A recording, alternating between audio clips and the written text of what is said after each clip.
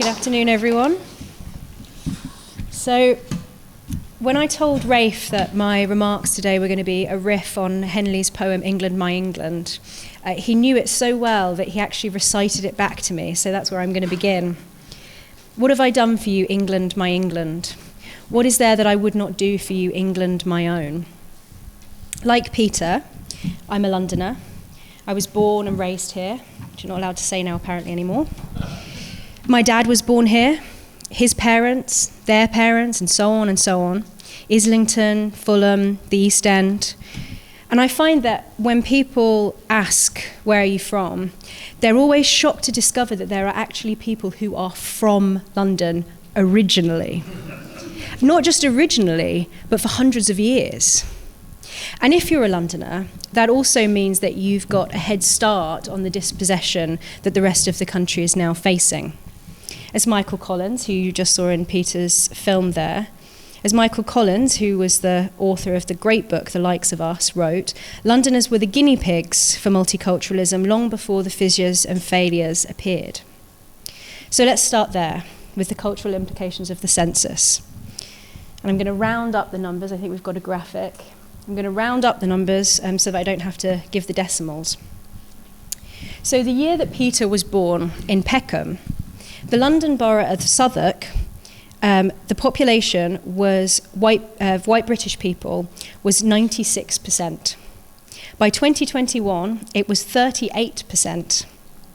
My dad was born in 1954 and grew up in the council estates of Dagenham in tight-knit communities of working-class people who'd moved out there from the East End after the war. And in 1961, the borough's population of white Brits was still 99%. When I was born in 1993, it was 92%. By the time I was in primary school, it was 83%. And by the time I was in secondary school, it had dropped to 50%, thanks to Mr. Blair. And today it's 31%. To paint this as a picture, my grandma had a baby sister who died when she was an infant. And some years ago, my dad tried to find the grave for her and discovered that a massive tower block had been built on top of it. The people living in that tower block probably have no memory of the people who were there before, the lives of those who were buried in a graveyard that they probably never even knew existed, because they are, by statistical likelihood, recent arrivals. People laid into John Cleese, if you remember, when he said that London isn't an English city anymore. But the population of the white British is less than 50% in 26 London boroughs, including the city. The white British population is only more than 50% in 7 London boroughs, and even then not by much. In Wandsworth, it's only just above 50%, and there are no boroughs anymore where it is above 68%. Now that is a pretty significant demographic and cultural shift in my relatively short lifetime. And to explain what I mean, you just have to take a look at Tower Hamlets. Now, Tower Hamlets, as you can see from this chart, has had one of the most dramatic shifts anywhere in the country, not just in London. White Brits fell from 95% in 1961 to 24% in 2021. White Brits were already the minority by 2001. And significantly, the borough also has the largest percentage of Muslims of any local authority anywhere in the UK at 40%. This fact was recently mentioned by the police when they explained why they had banned a UKIP protest for taking place in the area due to a realistic prospect of serious disorder. The Met commander, Nick John, explained that the planned protest had caused significant concern locally. That's a quote. As Stephen Silverman from the Campaign Against Anti-Semitism pointed out, the Met never cared about the concerns of the Jewish community when pro-Palestine hate marches were planned right after Jihad al-Shami murdered a Jewish man in a Manchester synagogue on Yom Kippur. No, the Met only ever cave one way. Hence, instead of the UKIP protest, what we saw in Tower Hamlets was masked black-clad Muslims en masse chanting Allahu Akbar. And I'm sure you saw the footage of the moron leftist who said, "There's no need for that, we're on the same side, bruv." And the masked Muslim replied, "No, we're not." In another video that you might not have seen because it didn't go quite as viral, one of the protesters gave a speech. And he said, "We're not the ones coming to your area to cause you problems. You're coming into our home." He said that they were standing up for their legitimate right. He was basically making a territorial claim. This is a Muslim area and we call the shots. And this was also a recent point of contention in the same area because East London Mosque organised a park run in a public park that excluded women and girls over the age of 13. It was reported this week also that in Tower Hamlets, several councillors are running to be candidates of the BNP, not the British National Party, the Bangladesh National Party. Let me repeat, elected politicians are running to be MPs in another country while they are still in post here. They post online about the Bangladeshi economy and potholes. One of them apparently regularly missed meetings because she was away campaigning in Bangladesh. And a council spokesperson said that there is no reason why, legally, a sitting councillor cannot be an MP in another country. At least 2 of these MPs are connected to the Aspire party, founded by Lutfur Rahman of electoral fraud fame. And he was temporarily banned from running, but oopsie, now he's mayor. And so this is an area where Islam rules the roost, where elected officials are literally concerned about constituencies abroad and history is being rewritten accordingly. Afsana Begum, the MP for Poplar and Limehouse, gave a speech praising those massed counter-protesters as if they were the heirs of anti-fascists at the Battle of Cable Street. And she said, and this is a quote, I'm going to read it out to you in full. She said, "We need policies that reflect our values of dignity and compassion. That's why I will continue to push back against toxic narratives and stand up for solidarity, truth, and the rights for all who live here, because this is in line with the traditions of solidarity in the East End of London, where we see diversity as a strength and where all of our communities include migrants from all around the world." Now, I'm pretty sure that my grandmother and my great-grandfather, who both lived and worked in the East End with their Jewish neighbours and loved Jewish people, would be horrified by the sight of those masked men, and they would be horrified by the Met's capitulation to anti-Semitism under the banner of diversity as a strength. This is not diversity. This is an area where one culture is boss and where I know for a fact many Jews would not feel safe. The authorities are increasingly willing to concede our rights and liberties in order to quell community tensions. Our government has created a tinderbox without our consent, and we now have to have our equality before the law undermined in order to appease those most likely to kick off. And it's always the potential aggressor, not the victim, who is protected. Hence you see situations like when Gideon Falter, also from the Campaign Against Anti-Semitism, was told to leave the vicinity of a protest because he was openly Jewish. You see it when we saw a Jewish lawyer who was arrested and questioned about his Star of David necklace, with the police saying they antagonized pro-Palestine protesters. Yet they let Muslims march through the streets of London every weekend chanting, "Khaybar, Khaybar, Ya Yehud," "O Jews, the army of Muhammad will return," a chant referring to a battle in which Muhammad's army besieged a Jewish community in Saudi Arabia. Charges were dropped against a group of Muslim men who shouted, "Kill the Jews," and rape their daughters. A man who attacked Hamid Coxon for burning a Quran, going about slashing his knife and saying that he was going to kill him, got no jail time.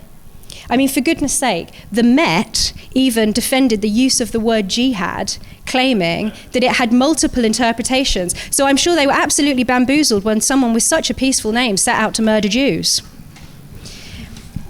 How long will it be until the Met think that I shouldn't walk through the streets where my family have lived for hundreds of years because my uncovered head is a provocation to a certain community? As Colin said, London was a guinea pig. But this is now playing out across the country. We saw it when we saw the Maccabi Tel Aviv bans recently banned from Birmingham. The person who campaigned for that was Ayub Khan, an independent MP for Birmingham Perry Barr, where the Muslim population is 45%. He was backed by MPs like Iqbal Mohammed, who's also an independent MP for Dewsbury and Batley, where the population is 46%, obviously made famous by the fact that a school teacher there was driven into hiding after showing a picture of the Prophet Muhammad, where he remains until this day, as far as anyone knows. Only last year, the Labour MP for Birmingham Hall Green and Moseley, where the Muslim population is 57%, called for the reintroduction of blasphemy laws. And he was one of the MPs who campaigned, unsurprisingly, for an airport in Pakistan. And MPs were saying, you know, they're just representing their constituents, what's the problem?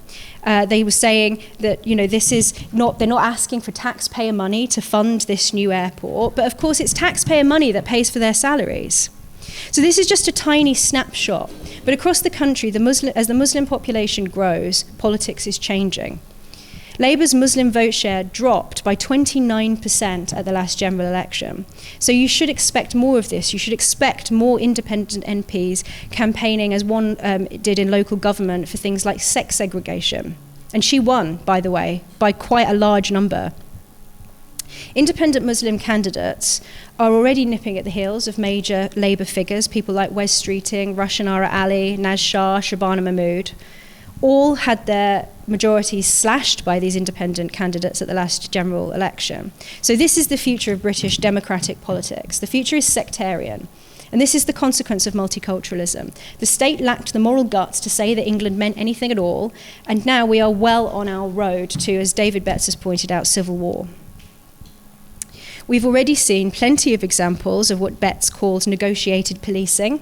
In the West Midlands in August last year, after we saw it when community leaders were consulted by the police, and then police decided not to police a group of masked and armed men who intimidated journalists.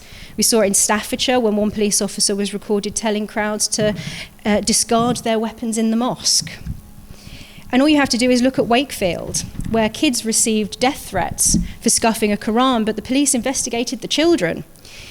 The mother of one, the autistic boy, many of you will remember, was filmed donning a headscarf and begging for forgiveness. And I don't blame her. She must have been scared, but still it was a terrible and pathetic sight to see her thanking them for letting her be there, saying how disrespectful her child had been, saying that he had to face the consequences of what he'd done, and that they'd researched together how sacred the Quran is, and how you have to wash your hands before touching it, and apologizing about what he'd done to each and every one of them, and promising not to prosecute anyone for the death threats because of the stupidity of her son and his friends, almost implying that the death threats were somehow his fault. No. They should have been made to apologize to her and her child.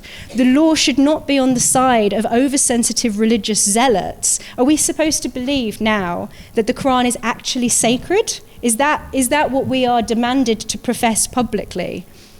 That it has some sort of special status above any other book?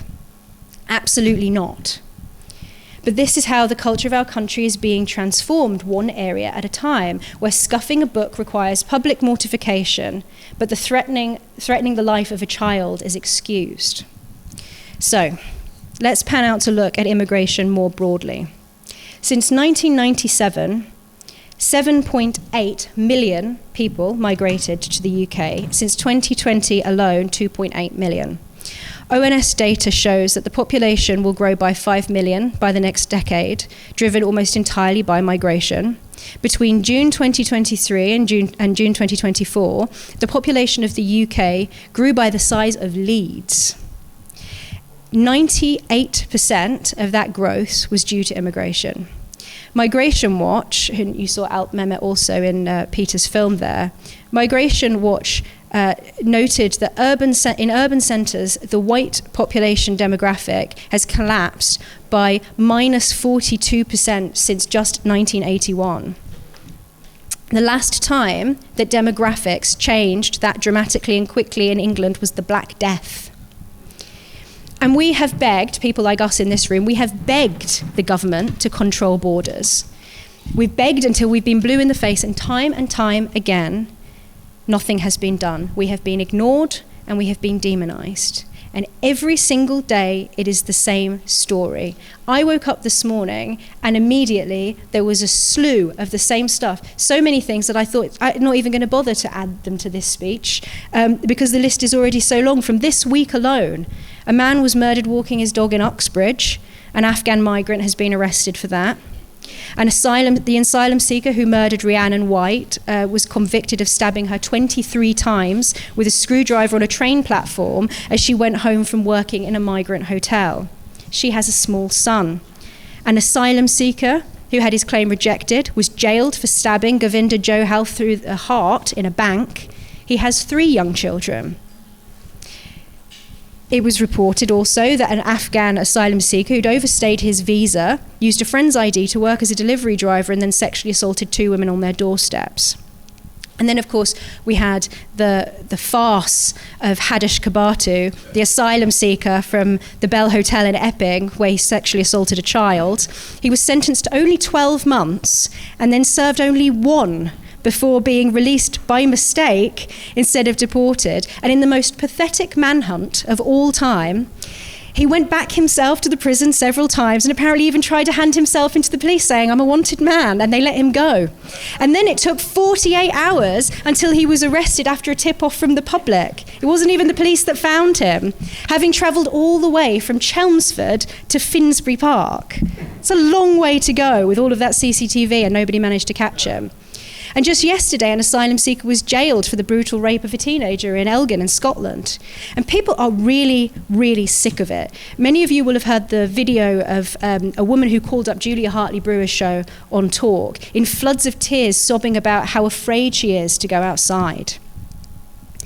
All of you will have heard again and again and again about how we're supposed to have compassion for migrants. But what about compassion for us?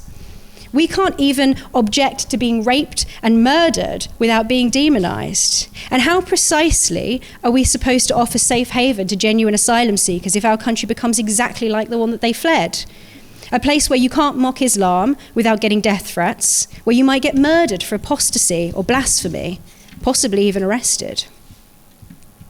Most British people are fair, but we have not been treated fairly. I did a BBC show earlier this year with Yasmin Alibi-Brown, where she very seriously said that white British people should be required to integrate. People feel worse than helpless. They feel that they're being erased.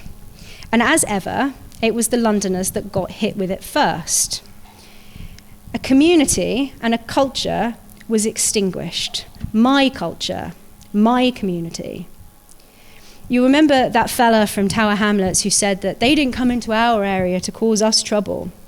Well, I think the previous inhabitants of Whitechapel might beg to differ. Where was their legitimate right to their home, to their culture of their area and their community? And you might say, well, what trouble did they cause? Well, then I would answer, if you can't burn a Quran in the streets of Whitechapel without getting knifed in the neck or at worst or at best arrested, then that is the trouble. If you can't run in a race in public because, for example, I'm a woman, then that is the trouble. And if you have to abide by another community's religious strictures in order to live in this city or indeed in this country, then that is the trouble. As I said to Yasmin Alibi-Brown, we were not the ones who chose to move to another country. And I kid you not, someone told me the other day that I should leave if I don't like it. As if London, as if England, is a product to be consumed rather than a home to be loved unconditionally. I am not going anywhere. Michael Collins, as I mentioned already, who wrote this great article for The Critic back in 2020, called The Tribe That Disappeared. He said that he was born in southeast London, and in this article he describes how the past of this urban tribe, the London's white working class, has been rewritten and, quote, airbrushed from the present.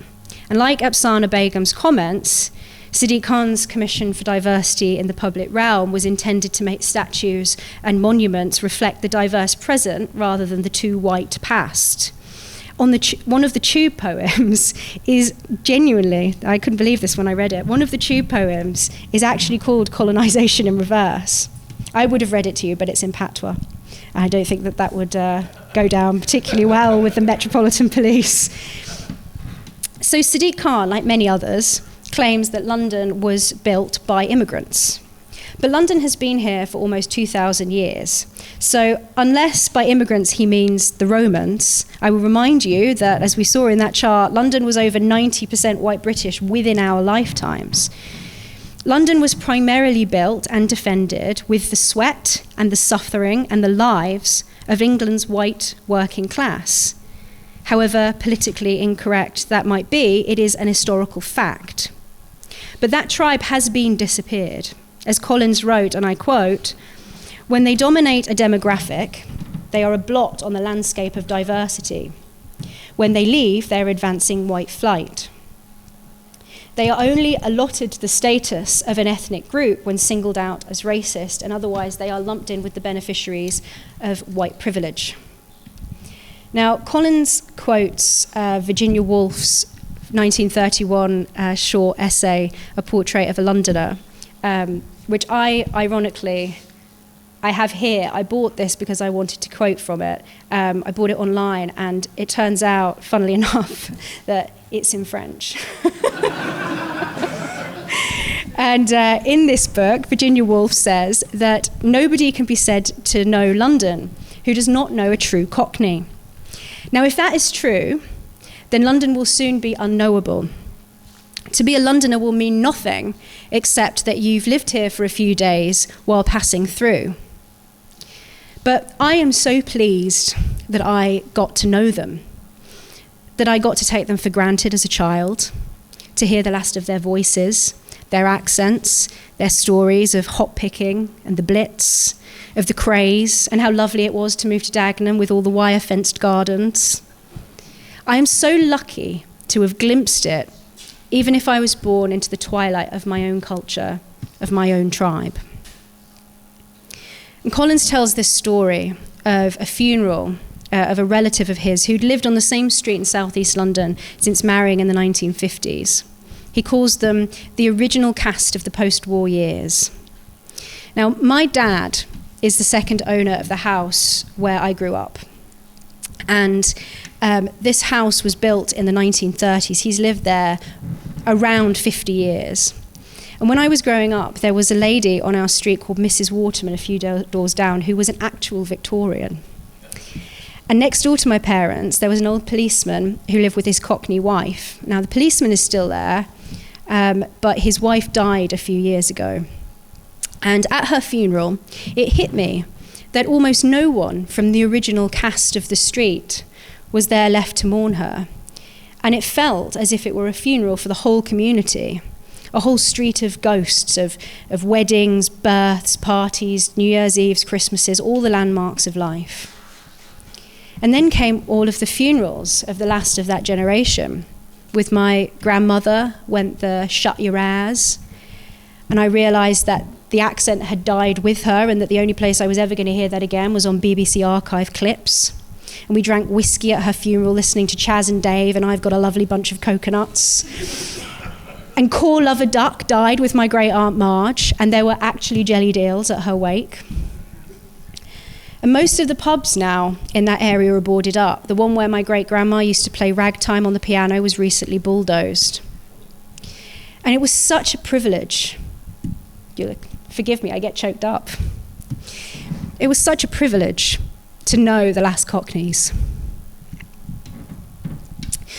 But I realise now that I experienced my culture as an expat, like someone who lives abroad, experiences their culture from a distance, awkwardly transplanted to a new place.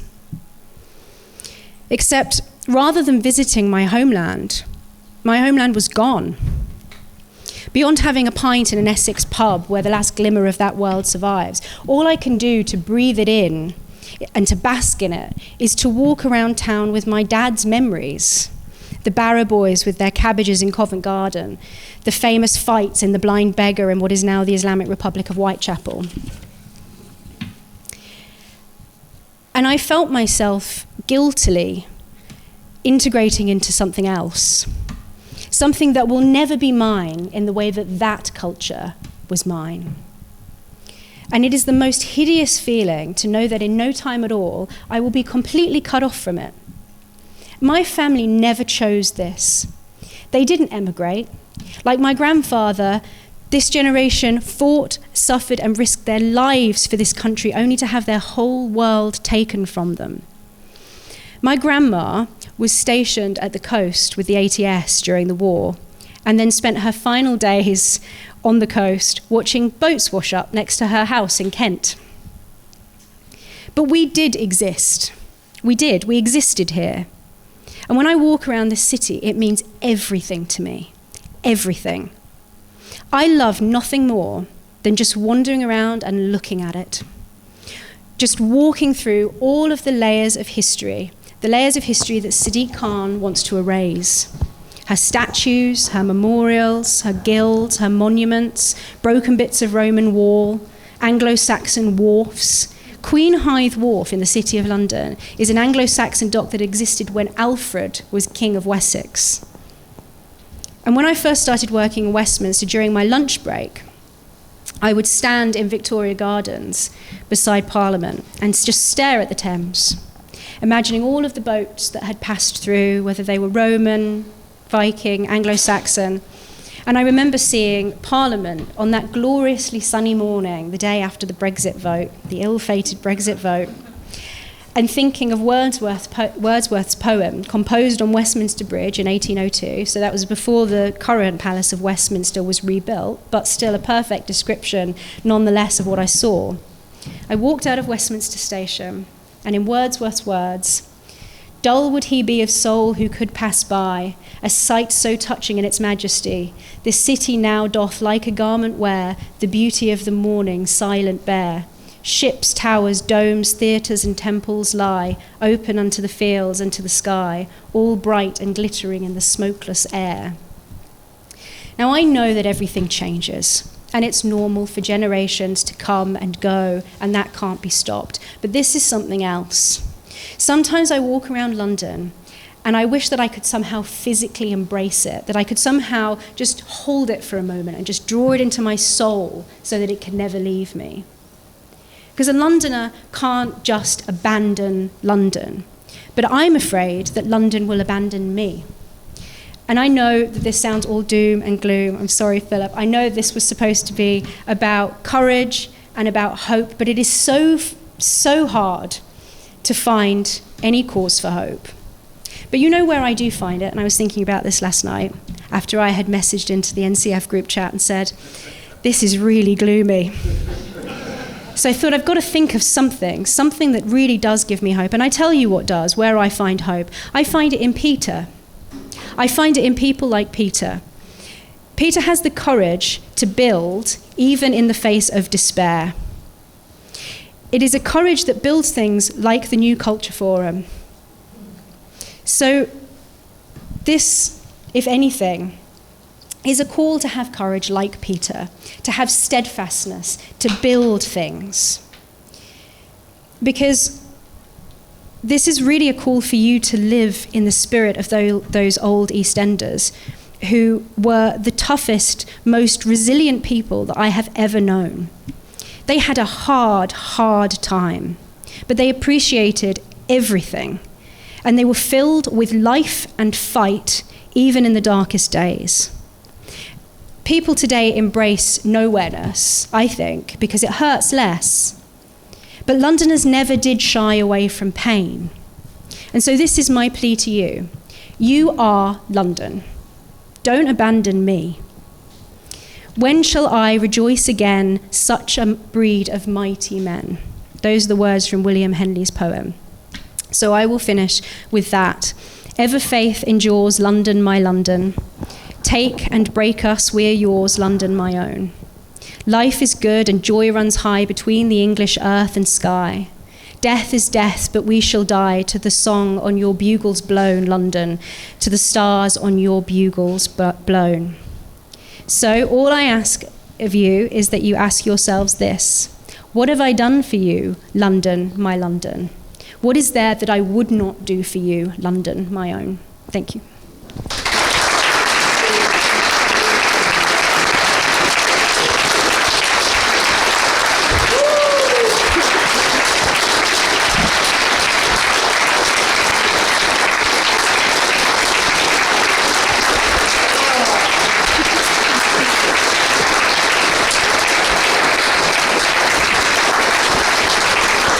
Wow.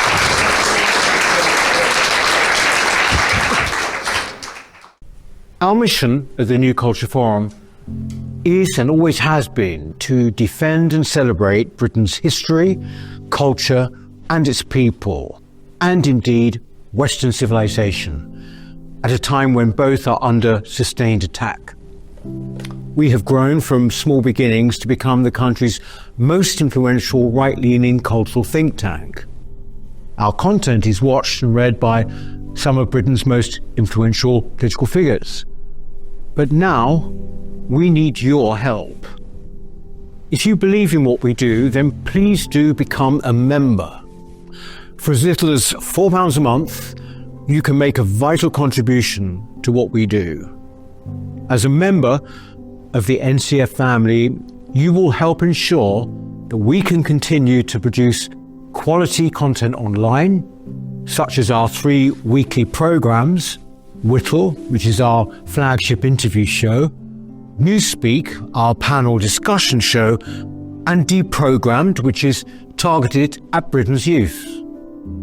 As you probably know, in addition, we produce important documentaries, such as our critically acclaimed 6-part series, The West, a stunning celebration of the history and genius of Western civilization, and our ongoing documentary series, Heresies, with hard-hitting episodes tackling subjects such as immigration, gender ideology, and BBC bias.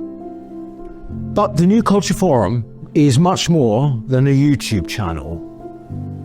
We don't just complain about Britain as it is, we provide real solutions and clear policies on how we can push back against the madness and restore sanity to this nation.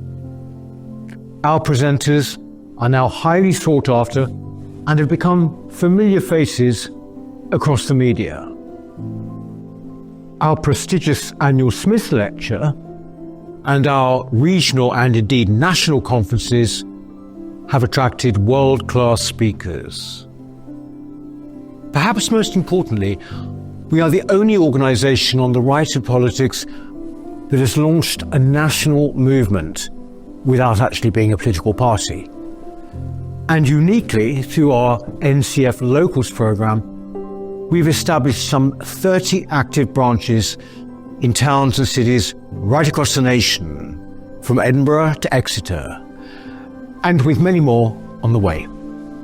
We're very proud of what we've achieved, and our members have made it possible.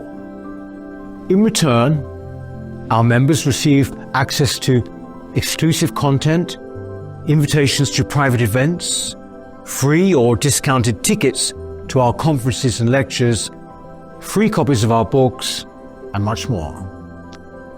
I very much hope that you'll join us too by clicking the link in the description or going to our website, newcultureforum.org.uk. Now is the time that we need your help. Thank you.